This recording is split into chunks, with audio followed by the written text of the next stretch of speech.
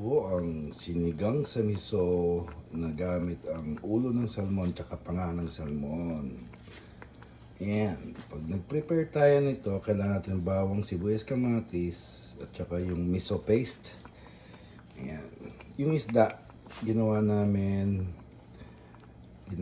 dito hinap-cook lang namin siya, pinry namin, lagyan namin ng konting asin. Ayan, tapos ang proper way po nito, basic lang po, bawang, sibuyas, kamatis, gigisa natin. Ayan, pag naghiwa-hiwalay na yung sibuyas, sunod naman natin yung miso paste. Kamatis muna pala bago miso paste. Ayan. Pag nagisa na yan, lagyan natin ng tubig. Tapos pag kumulo na, nahalo na maigi, durog na yung kamatis. Ayan. Palagay na yung tubig. Sunod natin yung isda. Masarap yan, no?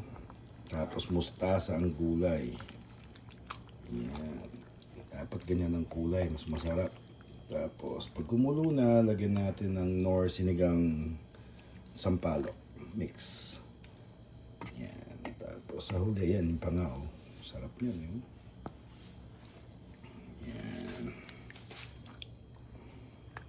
Dali lang siya lutuin, basic lang siya, gisa lang. Yan, siguro mga almost 2 kilos itong ulo ng salmon. Sarap yan. Lalo na yung soup niya. Asim-asim. Favorite. Yan. Pakuluin na natin. Yan. Tapos ihuli nyo na ilalagay mustasa pagka yung malapit na maluto. Yan. Sarap yan. Favorite. Yan ang ating menu for today. Ipahiwa-hiwalay natin itong mustasa. Dikit-dikit. Yan. Basic na luto lang yan. Yan, panga, sarap. Ulo. Yan, ulo. Sarap kainin yan.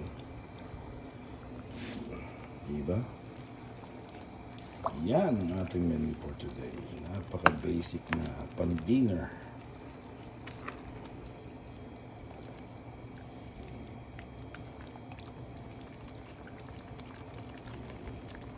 Either medium cook o malapit na maluto. Depende sa gusto niya. Pero ako gusto ko yung malasado. Tapos kung gusto niyo, tikman niyo po. Lagyan niyo lang konting asin.